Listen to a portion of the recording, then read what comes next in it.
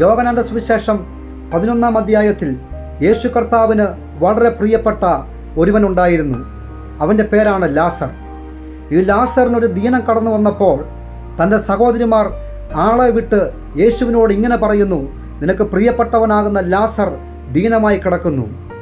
എന്നാൽ ചില ദിവസങ്ങൾക്ക് ശേഷം ലാസറിൻ്റെ പട്ടണമാകുന്ന ബേഥാനിയിൽ യേശു കർത്താവ് എത്തിയപ്പോൾ ലാസർ ലോകത്തു നിന്ന് മാറ്റപ്പെട്ടിരുന്നു.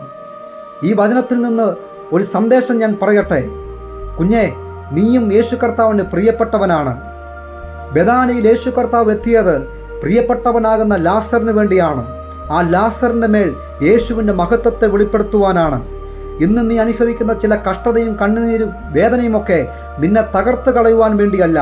അതിനകത്ത് യേശുവിൻ്റെ മഹത്വം നിന്റെ മേൽ വെളിപ്പെടുത്തുവാനാണ്. നിന്നെ സ്നേഹിക്കുന്ന യേശു കർത്താവിന് പ്രിയപ്പെട്ടവനാകുന്ന നിനക്ക് വേണ്ടി യേശു കർത്താവ് നിന്റെ മുമ്പിൽ ഇപ്പോൾ വന്നിരിക്കുകയാണ്.